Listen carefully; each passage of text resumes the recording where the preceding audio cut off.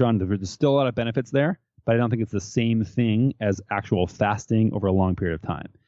And this is something too where, I mean, I could rant about fasting for a long period of time because I get so many questions about it. But one of the other larger issues is that people ask, okay, well, what breaks my fast? Well, what's breaking my fast? Can I have this? Can I have that? Can I have that? Fasting is not eating. And if you eat anything, then you are breaking that fast. Like, sure, there are some wild cards in there. Like, yeah, you can have non-caloric things like coffee and tea. There's some evidence if you're using fasting, for example. I just travel time zones a bunch. If I wanted to kind of reset my body with a circadian rhythm fast, then I would do that. And I would not have anything, no matter what it is, and I would just do water only. But as far as breaking a fast with coffee or tea or anything non-caloric, not a big deal. If you're going to use exogenous ketones, again, I think not a big deal because if you're already in a fast, you're going to be using that as an energy source either anyway, and it's a bioidentical source as what you're going to be getting from your fat cells. And so I don't think that's an issue, but pretty much anything else, okay, if you're over like 30 to 50 calories in an hour in a day, then I don't think that's fasting. And that's something where I think people are getting really confused because they see, bulletproof coffee over here, ketogenic this or that, and fat still increases insulin. Fat is a macronutrient, and your body has to metabolize it, and it shifts a lot of different hunger signals on and off. And so I think that if you're having a big fat bomb and having a fat coffee and all that stuff, that is just not fasting. And so I think that if it's a non-caloric thing or exogenous ketones, you can bucket it over in one side and say, like, okay, continue your fast. On the other side, I would say that just don't eat or consume anything else besides water or, again, non-caloric beverages. So maybe I kind of took that off tangent, but that's kind of my 10,000 foot view on fasting. Yeah, I'm right there with you. My husband and I do a 5 or 7 day fast pretty much every quarter. Just like you said, the research is so strong and undeniable. Plus, people have done this historically. Every major religion has fasting in some way, and people just couldn't eat sometimes. And it's really fascinating what the research is showing. And like you said, there's very little downside unless you have obviously a medical condition that would prevent it or talk to your doctor. Pregnant women should not fast. The logical things like that. What about fasting mimicking diets? Because these have come on the scene. I know Dr. Walter Longo talks about this, and he's incredibly smart. I have a lot of respect for his work, but I also have doubts about if fasting mimicking diets are actually as effective as fasting, just because I'm with you, and if I'm fasting, it's water. If I'm time restricted eating, I might drink black coffee once in a while, but if I'm pure fasting, it's just water for me. So I'm curious, have you run into any research on fasting mimicking diets and how those work? Well, the whole reason Walter is doing that stuff is to increase maintenance in compliance with fasting in general. And I think that the biggest thing you can do to increase compliance with fasting is to get somebody in a ketogenic state before they start fasting. I've done fasts before where I went from eating even moderate to low carbohydrates into fasting, and it was miserable. Like, I'm talking like I was rolling around on the floor crying, close to it at least, after a day or two.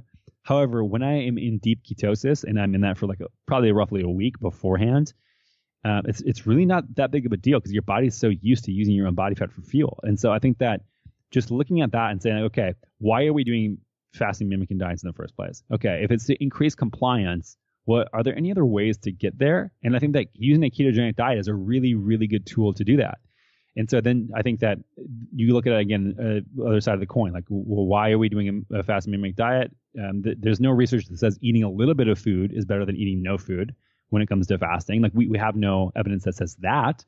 I also am not a huge fan of his macronutrient ratio, and in general, his composition of his new long or whatever that's called, his trademark or patented formula of bars and stuff like that. It's just, again, not real food. So if you're going to eat 500 to 700 calories of food, which is the fasting mimicking diet, okay, take a step back. What people that might not know what it is just, eating only 500 to 700 calories of food.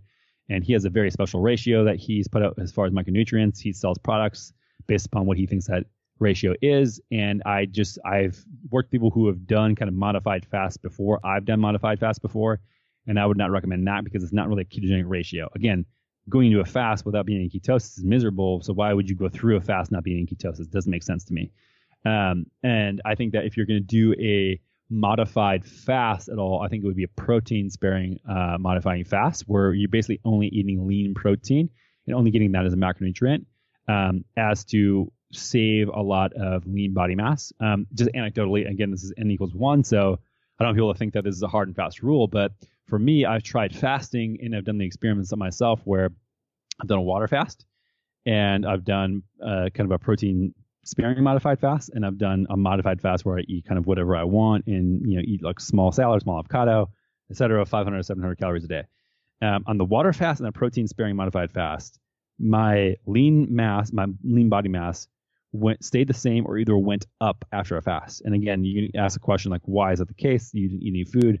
Well, your body, again, it's a stressor to your body. So your body says, okay, we had to start eating our own protein, whereas eating our own lean body mass. We do not want to do that ever again. So let's make that more resilient. And then when you start, you kind of at a protein negative balance. And so when your body eats protein, you start moving your body in certain ways. You send certain hormones to build up more muscle mass. When I was eating kind of a general modified fast where I wasn't doing high protein, I was just doing kind of whatever, almost close to what Walter had showed.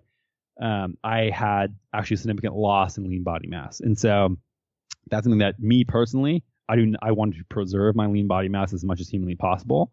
And I have a lot of thoughts on the concept of the macronutrient ratios and the timing and all that. And so I would say try, if you're hesitant on trying a fast because you may think that your compliance would be low, I would do two things. First, I would start with just trying a protein sparing modified fast. So eating the same, 500 to 700 calories of just protein only for a couple of days. So you do. If you've done a ketogenic diet before, you want to do that, I would say switch into that and then try doing a water fast for 1 or 2 days. There's one of these things where it's very reversible. So if you want to eat and you're hungry, you feel like crap, then just do it. And so you can end it at any time. And so there's very low risk of, it's not like one day you're going to be walking around feeling great, and then the next second, because you're fasting, you're going to drop to the floor. You're going to have a transition period, and your body's going to realize, okay, this is not working for me, and let's switch it over. And so, yeah, I think that he has a lot of good research, but I think that, if his research were controlled against a ketogenic diet first and then a water fast or a protein sparing modified fast, that we might see some either same or better results. But again, that's just a hypothesis from my end. Interesting. Yeah. And I think we're going to see more research on this too. And from my own personal anecdotal side, I've seen the same thing. I test labs and run labs all the time just to gauge the effect of things I try. And with water fasting, all of my labs have improved, did not lose lean body mass. And I will say, at least from my experience, the first time seems to be the most difficult, even if you are used to getting in and out of ketosis. But it seems to get easier the more your body does it. Like anything, the body gets more used to it. And now if we water fast, I'm in pretty deep ketosis for sure by the second day. So even if I'm not coming from a keto diet ahead of time and I'm testing like blood levels and breath acetone. But that's really, really interesting. And you mentioned macros a couple times. So I'd love to get your take on that, because that's something that seems to go hand in hand with some of these different diets, especially the keto diet right now. So I'm curious, do you think there's any merit to that? And are there certain macros that you typically try to hit? I do not track macros, and I never really have. And that's something that, I tried it once. It didn't really get me to my goal faster, so I just stopped doing it.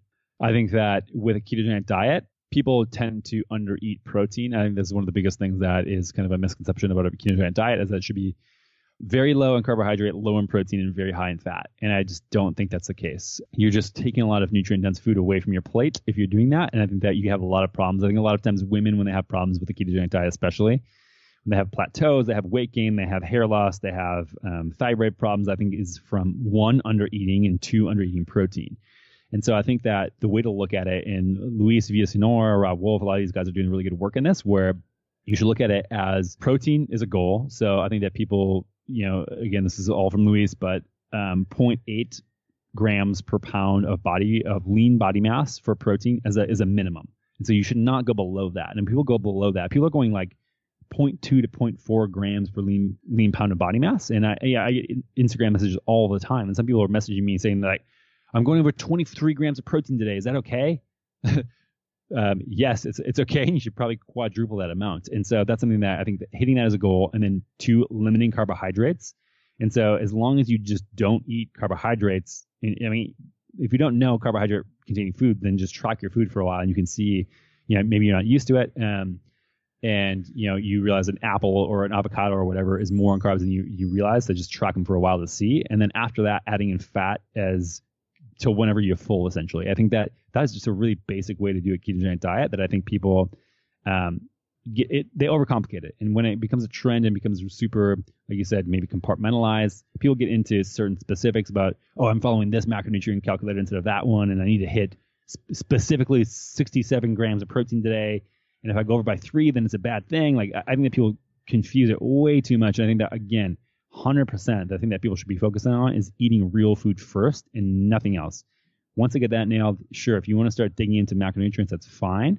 But the question asked is why? Like, are you tracking what are you looking for? Are you just measuring macronutrients just because you think it's something you should measure? And I think that people get pretty orthorexic about this type of stuff and get a little intense about needing to hit certain macronutrients. I think that people generally also overeat fat on a ketogenic diet. I think that this is something that people, again, try to get fat bombs, like really crush nutrient poor fat sources over and over and over again to excess because they're fat.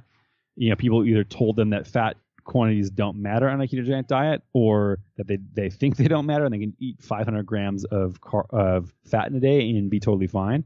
That can actually lead to a lot of long-term problems. And so, yeah, I think that tracking macros is fine if that's what keeps you honest, but I don't think it's necessary one bit at all. Got it. This podcast is brought to you by Kettle and Fire.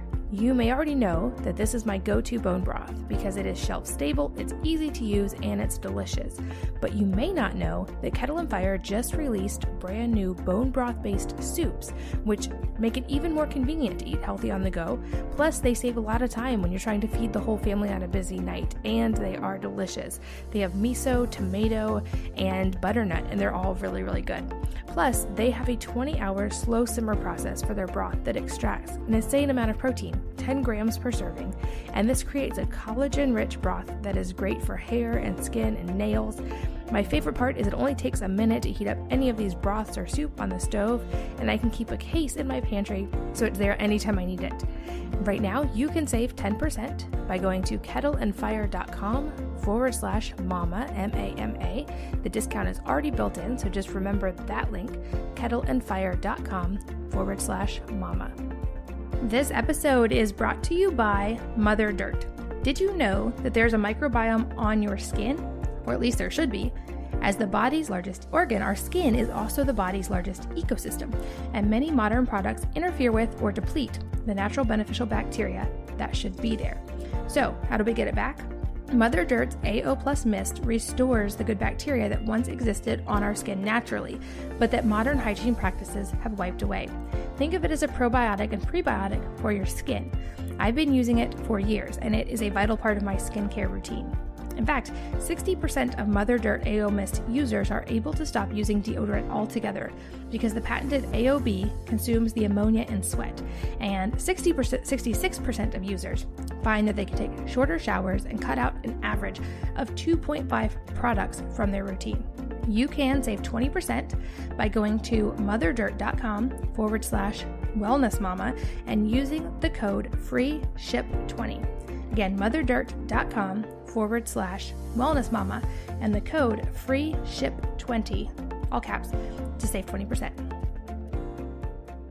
What about, are there any specific considerations that you give for women, specifically with keto? Because I get that question quite a bit.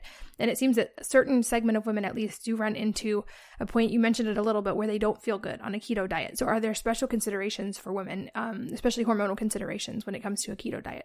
Yeah, certainly. I think that the two things come from what I said before, which are not eating enough and not eating enough protein. And so I think what happens a lot of times with the ketogenic diet is that it's so satiating that a lot of people undereat vastly when they switch to it. And so somebody will go from eating 2,500 calories a day to 1,300 calories a day, and then they'll switch their protein from 150 grams a day to 30 grams a day.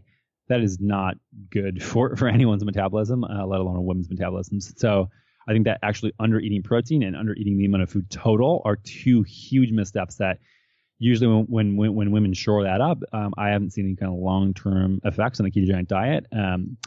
It depends too what the other loads of stress look like in one's life. And so again, it comes back to stress. And so if let's say it's a woman who is super stressed out, she again does something like trains really, really hard and does CrossFit and this type of stuff, but then switches to a ketogenic diet and then undereats protein, that is a recipe for disaster. And I think that looking at switching diets is also a stress as well on your body. So if you switch from eating high carb to low carb, your body's going to figure out a lot about how it should be working now. And so that's a huge stress and huge demand in your body. And so again, I would not recommend this to people who have a huge amount of stress at home or they're doing really crazy